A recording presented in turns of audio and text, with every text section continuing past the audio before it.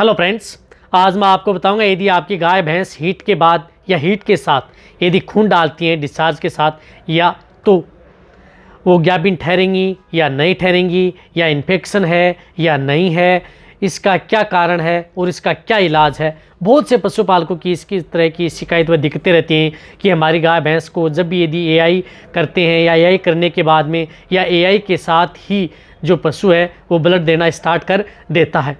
तो पूरी डिटेल से बताया जाएगा। वीडियो लंबी भी होगी तो वीडियो को आप स्किप करके मत देखना, वीडियो को पूरी देखना। वीडियो पूरी देखेंगे आपको पूरा प्रॉपर नॉलेज आपको मिल जाएगा।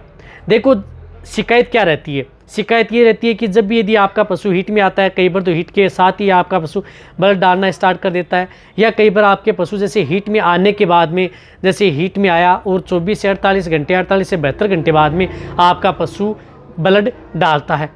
या कई बार इस प्रकार की शिकायत भी करते हैं पशुपालक कि जब भी किसी एआई वर्कर से या किसी पशु चिकित्सक या सहायक पशु चिकित्सक से हमने जब एआई करवाई थी पशु की, तो एआई गन के साथ भी पशु के जो ब्लड है वो लग कर के आया था और उसके तुरंत बाद हमारी जो गाय है, ज़्यादातर गायों में इस तरह की दिक्कत देखने को मिलती है, तो उसने ब्लड देना स्टार्ट कर दिया था। इसलिए हो सकता है कि हमारी गाय का जो जिसने भी एआई की है उसकी वजह से इन्फेक्शन हो गया होगा।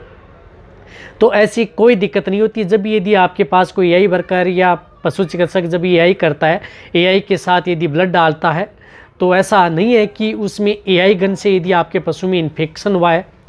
ये होता है आपके पशु में जब हार्मोन की मात्रा, किसमें, जब एस्ट्रोजन हार्मोन की मात्रा यदि पशु में जब बढ़ जाती है, हीट में आने के साथ ये एस्ट्रोजन हार्मोन का चढ़ाव है वो बहुत ज़्यादा हाई हो जाता है, जिससे क्या है कि यूट्रस की जो वसल्स होती हैं या नलिका होती हैं उनसे ब्लड आना स्टार्ट हो जाता है। लेकिन ये होता कब है, जब यदि आपके पशु में ओव्यूलेशन बनना बंद हो जाता है, यानी हीट टूट जाती है। यदि आपके पशु की हीट टूट जाती है तो हीट टूटने के बाद में आपके पशु में ब्लड देना स्टार्ट कर देते हैं। तो एक और बताना चाहता हूँ कि जब भी यदि आपका पशु यदि ब्लड डालना स्टार्ट कर देता है तो उसके बाद आपको ब्लड में कभी भी एआई बिल्कुल भी या नेचुरल गर्भाधान उस पशु का नहीं करवाना चाहिए।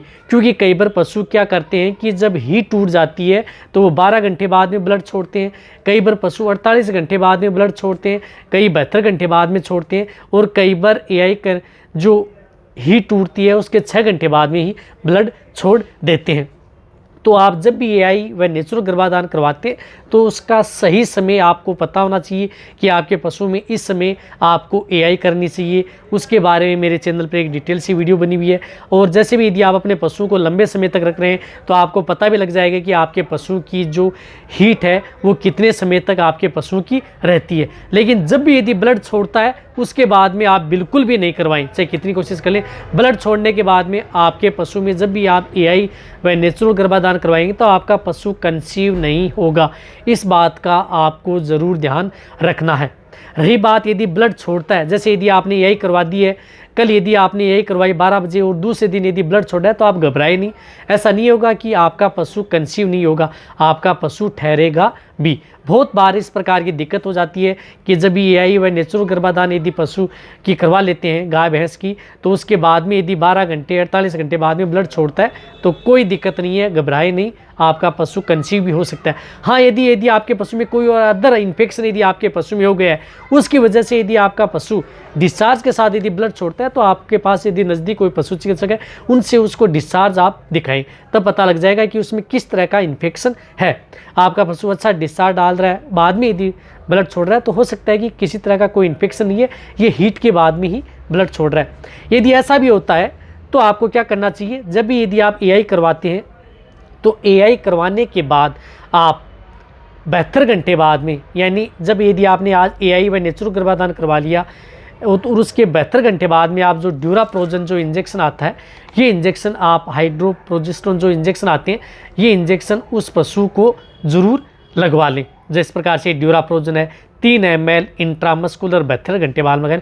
इससे क्या है कि आपके पशु की जो कंसेप्शन रेट है वो बढ़ जाएगी। और रही बात यदि आपके पशु में जो हार्मोन का जो चढ़ाव है उसको लेवल में कर लेगा। ये जो प्रोजेस्टेरोन जो हार्मोन है ये क्या करता है कि आपके पशु में जो हार्मोन का उतार चढ़ाव होता है उसको लेवल में कर लेता है और आपका पशु में कंसेप्शन रेट है वो हाई हो जाती है और आपके पशु में गाभिन ठहरने के चांस ज़्यादा हो जाते हैं। यदि भूलवश फिर भी यदि आपका पशु यदि 20-21 दिन बाद में यदि हीट में आ जाता है, जो आप बता रहे हैं कि जो ब्लड छोड़ने वाले जो पशु हैं यदि वो फिर यदि हीट में आ जाते हैं, तो आपको क्या करना चाहिए कि आपको उसमें जब भी आप एआई व नेचुरल गर्भाधान उस पशु की करवाते हैं तो उससे 6 घंटे पहले आप उसे GnRH हार्मोन का जो इंजेक्शन है, जिस प्रकार से बुसेरेलिन शार्ट का, जिस प्रकार से गायनारिस इंजेक्शन है, ये इंजेक्शन उस पशु को ज़रूर लगवा लेना चाहिए।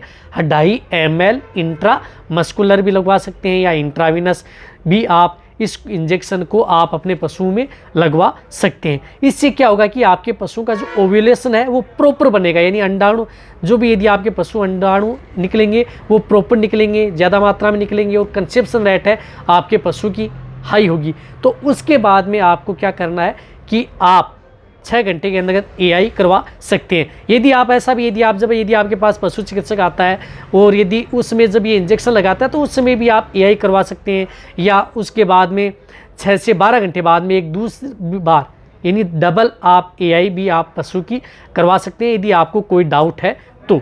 उससे क्या है कि आपके पशु में ये होता है कि ओव्यूलेशन के कारण ही यदि प्रॉपर ओव्यूलेशन होगा उसी समय यदि आप उसकी एआई व नेचुरल गर्भाधान करवाएंगे तो आपके पशु में ठहरने के चांस सबसे ज़्यादा होंगे।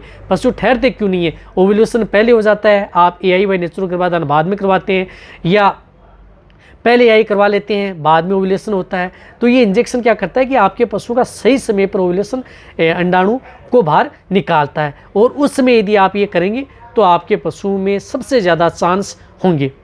देखो, मैंने कई वीडियो में इस इंजेक्शन के बारे में और ड्यूराप्रोजन इंजेक्शन के बारे में आपको बताया भी है कि इंजेक्शन किस तरह से लगाना है। अब आप अच्छी तरह से समझ गए होंगे कि यदि आपके पशु में जब ब्लड छोड़ता है, आपका पशु सही है, कोई दिक्कत नहीं है, तो आप बिल्कुल भी घबराए नहीं, कोई भी दिक्कत आपके पशु में नहीं होगी, क्योंकि ये एक नेचुरल प्रक्रिया है।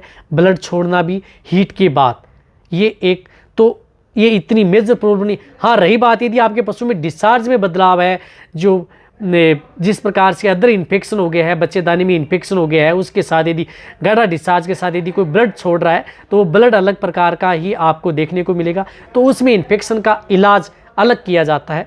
तो उसके बारे में मेरे चैनल पर वीडियो बनी हुई है। यदि आपको लेटेस्ट वीडियो चाहिए उसके बारे में तो मैं आपको अलग से एक वीडियो ला करके दे दूँगा। यदि आपको ये हीट के साथ या हीट के बाद खून आने का जो मैंने बताया है, यदि इस पर यदि मेरी वीडियो अच्छी लगी है तो उनसे जाके आप कमेंट में लिखिए। मेरी वीडियो को आप अपने दोस्तों के साथ और पशुपालकों के साथ जितना हो सकता है, और वेटरनरी असिस्टेंट है उनके साथ आप इस वीडियो को जितना हो सके आप शेयर करें। मेरी वीडियो को आप लाइक करें, आपके एक लाइक से मेरे को मोटिवेशन मिलता है। मैं आपके लिए अच्छी से अच्छी और नॉलेजेबल वीडियो आपके लिए इस चैनल पर समय समय पर ऐसे लाता रहूँगा। यदि आपने अभी भी चैनल को यदि सब्सक्राइब नहीं किया तो सब्सक्राइब कर लें, क्योंकि इस चैनल पर बहुत ही अच्छी और नॉलेजेबल वीडियो आपको समय समय पर ऐसे मिलती रहेंगी। इसी तरह से आप मेरी वीडियो देखते रहें, इसी तरह से आप मेरे को प्यार देते रहें। थैंक्स, धन्यवाद।